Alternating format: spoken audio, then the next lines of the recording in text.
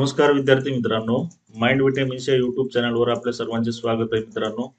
मागच्या 2 व्हिडिओ दरम्यान आपण महिला बालविकासच्या संदर्भात वेगवेगळ्या प्रकारचे कायदे बघितले.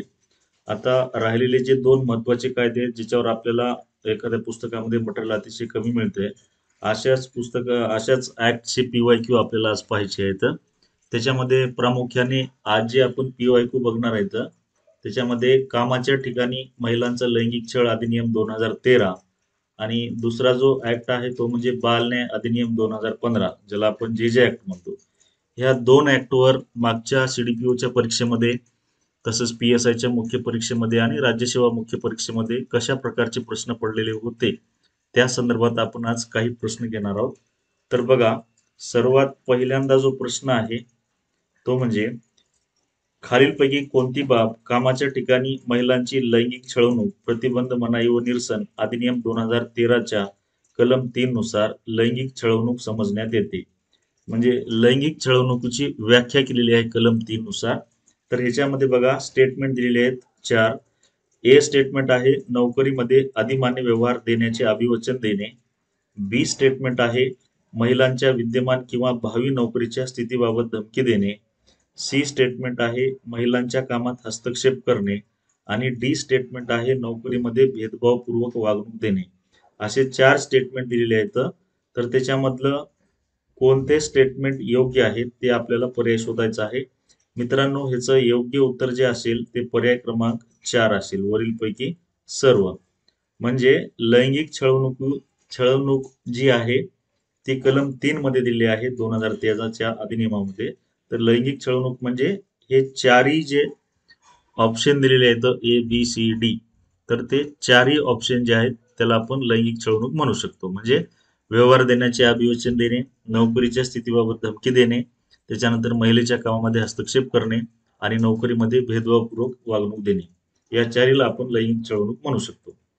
त्याच्यानंतर मित्रांनो, दुसरा जो प्रश्न आहे तो म्हणजे कामाच्या ठिकाणी महिलांची लैंगिक छळवणूक अधिनियम 2013 नुसार खालीलपैकी कोणाला अंतर्गत तक्रार समिती स्थापन करण्याचा अधिकार आहे.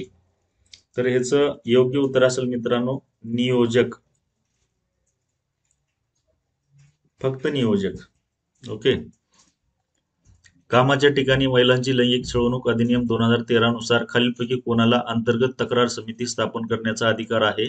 त्याचं उत्तर असेल नियोजक. ओके. त्याच्यानंतर तिसरा प्रश्न आहे मित्रांनो, कामाच्या ठिकाणी महिलांची लैंगिक छळवणूक अधिनियम 2013 नुसार स्थापन अंतर्गत तक्रार समितीमध्ये खालीलपैकी कोणाचा समावेश होतो. म्हणजे जी तक्रार समिती नेमलेली असते त्याच्यामध्ये खालीलपैकी कोणकोणत्या घटकांचा समावेश होतो. ABC असे स्वरूपामध्ये पर्याय दिलेले आहेत. अशासकीय संघटनेमधील महिलेच्या लैंगिक छळवणूक विषयी प्रश्नांची परिचित असलेली व्यक्ती. बी आहे कर्मचाऱ्यांमधून वरिष्ठ स्तरावरील महिला सदस्य आणि सी आहे नियोक्ता. तर ह्याचं योग्य उत्तर जे असेल मित्रांनो, ह्याच्यामध्ये फक्त पर्याय ए आणि बी, फक्त हे 2च व्यक्ती असतील ह्या तक्रार समितीमध्ये. कोण कोण? अशासकीय संघटनेमधील एक सदस्य आणि कर्मचाऱ्यांमधून वरिष्ठ स्तरावरील महिला सदस्य. त्यानंतर पुढचा चौथा जे प्रश्न आहे मित्रांनो, 2013च्या या अधिनियमानुसार स्थापन अंतर्गत तक्रार समितीमधील सदस्य खालीलपैकी कोणत्या कारणासाठी पदावर राहण्यास अपात्र ठरेल. तक्रार समितीमधील सदस्याबद्दलचे पात्रता आहे. कोणता मुद्दा ह्याच्यामध्ये अपात्र ठरेल बघा. ए पर्याय दिलेला आहे त्याच्या विरोधात कोणत्याही कायद्याअंतर्गत चौकशी प्रलंबित असल्यास. त्यानंतर कोणत्याही शिस्तभंग विषयक कार्यवाहीमध्ये दोषी आढळल्यास. सी आहे विरोधी पक्षातील व्यक्तीशी घनिष्ठ संबंध असल्यास. आणि डी आहे कलम 16च्या तरतुदीचे उल्लंघन केल्यास. म्हणजे या अधिनियमामध्ये जे कलम 16 मध्ये जे तरतुदी दिल्या असतील त्याच्यामधल्या तरतुदीचं उल्लंघन केल्यास. तर ह्याचं उत्तर असेल मित्रांनो पर्याय क्रमांक 3, म्हणजे ABD. म्हणजे ए आहे त्या व्यक्तीवर जर चौकशी प्रलंबित असेल तर, त्याच्यानंतर शिस्तभंग कार्यवाही विषयक कार्यवाहीमध्ये तो स्वतः जर दोषी असेल तर, आणि कलम 16च्या तरतुदीचे उल्लंघन केल्यास. ठीक आहे. त्यानंतर 5वा प्रश्न बघा मित्रांनो, कामाच्या ठिकाणी महिलांची लैंगिक छळवणूक अधिनियम 2013 नुसार खालीलपैकी कोणत्या परिस्थितीत स्थानिक तक्रार समिती स्थापन करण्यात येते? स्थानिक तक्रार समिती स्थापन करण्यात येते. बघा, याच्यामध्ये पहिला पर्याय आहे 10 पेक्षा कमी कामगार असल्यास. दुसरा, लैंगिक छळवणुकीची तक्रार नियोजकाच्या विरोध असल्यास. पर्याय क्रमांक 3 दिलाय, वरचे दोन्ही पर्याय दोन्ही, आणि चौथा पर्याय आहे यापैकी नाही. तर ह्याचं उत्तर असेल मित्रांनो वरीलपैकी दोन्हीही. ओके, म्हणजे स्थानिक तक्रार समिती स्थापन करण्यात येते. त्याच्यामध्ये एकतर त्या ठिकाणी 10 पेक्षा कमी कामगार असावेत, त्याच्यानंतर लैंगिक छळवणुकीची तक्रार नियोजकाच्या विरोधात असल्यास. त्यानंतर आता 6वा प्रश्न, स्थानिक तक्रार समितीच्या रचनेस संबंधित खालील विधाने पहा. एक 3 स्टेटमेंट दिलेले आहेत, त्याच्यामधले आपल्याला असत्य स्टेटमेंट ओळखायचे, म्हणजे चुकीचे विधान ओळखायचे. ए स्टेटमेंट आहे, सामाजिक क्षेत्रामध्ये प्रख्यात व महिला समस्यांशी परिचित महिला अध्यक्ष असते. बी स्टेटमेंट आहे, गट तालुका किंवा तहसील किंवा नगरपालिकामध्ये कार्यरत असणारी एक महिला सदस्य असते. सी आहे, महिला विवादाशी परिचित 2 सदस्य ज्यापैकी एक महिला सदस्य असते. तर वरील पैकी असत्य विधान ओळखायचं, म्हणजे चुकीचं विधान आपल्याला ओळखायचं आहे. त्याचं उत्तर असेल यापैकी नाही. म्हणजेच वरचे तीनही स्टेटमेंट जे आहेत स्थानिक तक्रार समितीच्या अनुषंगाने, तिन्ही स्टेटमेंट हे बरोबर आहेत, एकही स्टेटमेंट चुकीचं नाही. 7वा प्रश्न बघा. आता या सर्व प्रश्नाकडे जर आपण बघितलं तर हे प्रश्न थोडेसे आपल्याला लेंदी वाटतात, म्हणजे ह्या प्रश्नांचं स्वरूप थोडंसं लेंदी आहे. विकल्पाच्या स्वरूपामध्ये पर्याय दिलेले आहेत जवळपास सर्व प्रश्नांना, पण डिटेलमध्ये अभ्यास जर केला तर हे सर्व प्रश्न आपल्याला सोपे वाटतील. प्रश्न 7वा बघा, खालील विधाने पहा. आता स्टेटमेंट दिलेले आहेत. ए स्टेटमेंट आहे, कामाच्या ठिकाणच्या लैंगिक छळाची तक्रार घटना घडल्याच्या तारखेपासून 3 महिन्यांच्या कालावधीत करावी लागते. बी स्टेटमेंट आहे, पीडित महिलेचा मृत्यू झाला असल्यास तिचा कायदेशीर वारस अंतर्गत समितीकडे किंवा स्थानिक समितीकडे तक्रार करू शकतो. तर ह्याचं योग्य उत्तर जे आहे पर्याय क्रमांक 3, ए आणि बी दोन्ही स्टेटमेंट बरोबर आहेत.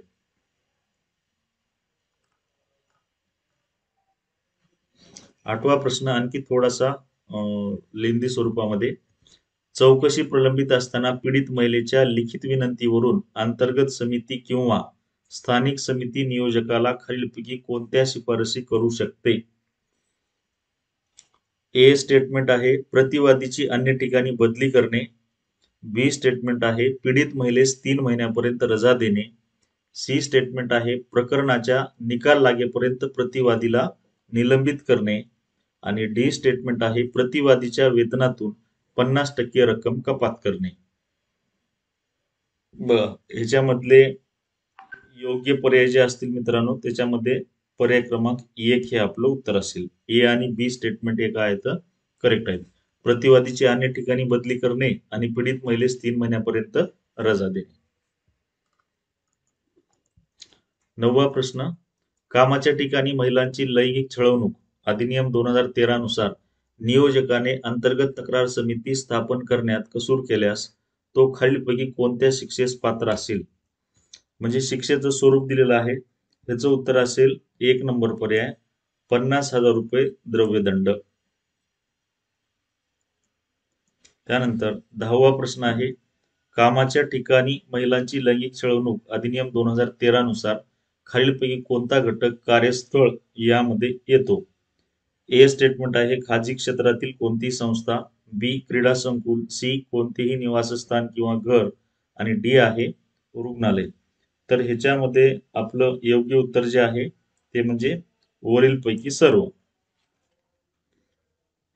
त्यानंतर 11वा प्रश्न, बाल न्याय, मुलांची काळजी व संरक्षण अधिनियम 2015 म्हणजे थोडक्यात जे ऍक्ट नुसार उत्तर रक्षा यामध्ये खालीलपैकी कोणत्या वयोगटातील व्यक्तींचा समावेश होतो? ह्याचं योग्य उत्तर असेल मित्रांनो 18 ते 21 वर्ष,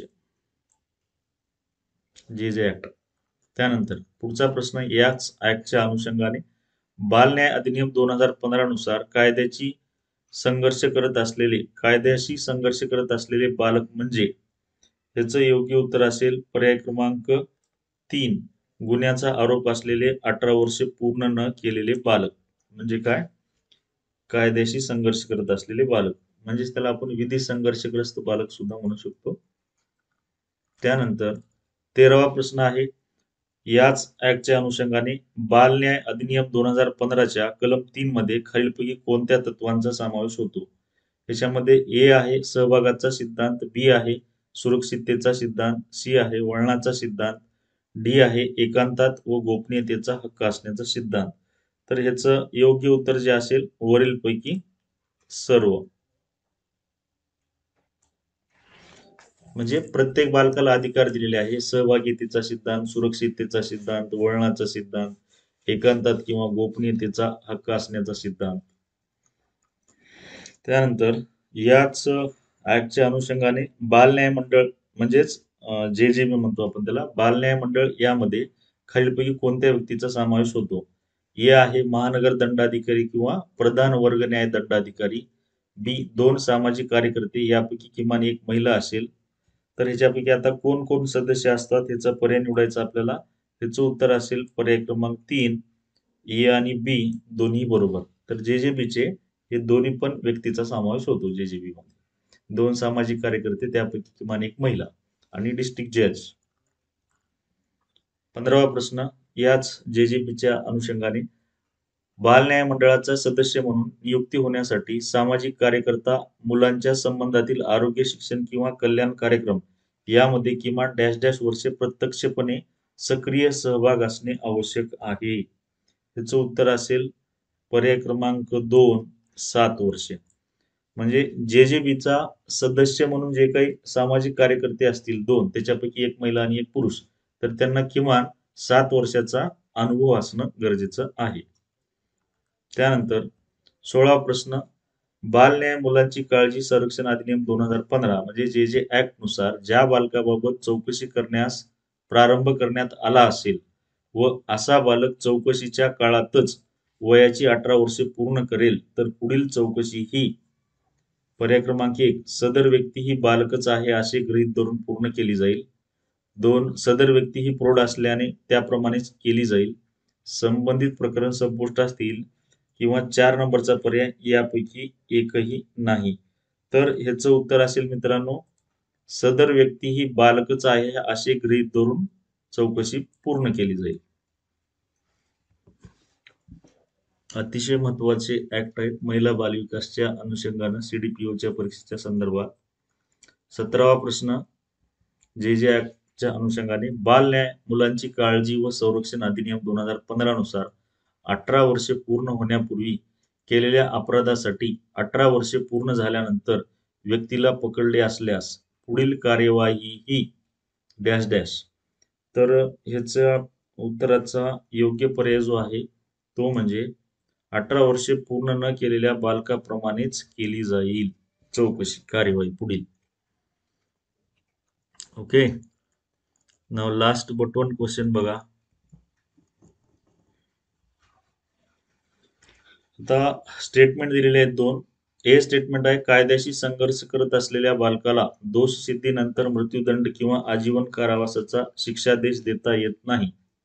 ओके, बी स्टेटमेंट आहे कोणत्याही बालकाविरुद्ध फौजदारी प्रक्रिया संहिताच्या प्रकरण 8 अन्वये कार्यवाही सुरू करता येत नाही. असे 2 स्टेटमेंट दिलेले आहेत. ह्याच्यामधलं योग्य स्टेटमेंट आपल्याला ओळखायचं आहे. तर मित्रांनो ह्याच्यामधले हे दोन्ही स्टेटमेंट कसे आहेत, अगदी बरोबर आहेत.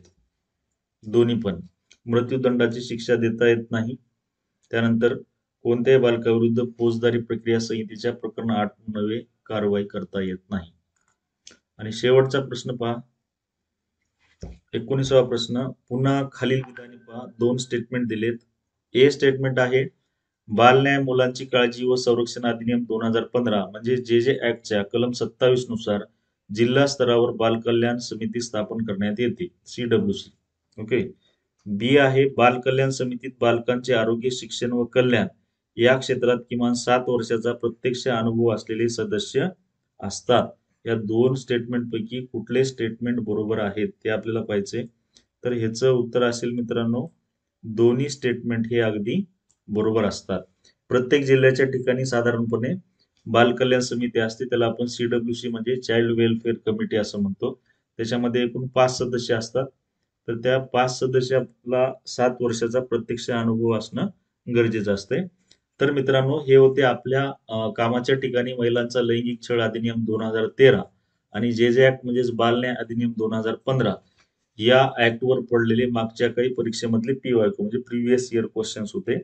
तर मित्रांनो, मागे 2 व्हिडिओ मी अपलोड केलेले होते आपल्या माइंड विटॅमिन्सच्या युट्यूब चॅनलवर. त्याच्याखाली CDPOच्या अनुषंगाने वेगवेगळ्या व्हिडिओच्या लिंक सुद्धा मी दिलेल्या आहेत आणि कृपा करून प्रत्येक व्हिडिओच्या खाली डिस्क्रिप्शन बॉक्समध्ये इतर व्हिडिओच्या पण लिंक आपण बघत चला. त्याच्यामध्ये सुद्धा भरपूर इम्पॉर्टंट माहिती तुम्हाला मिळेल. थँक्यू.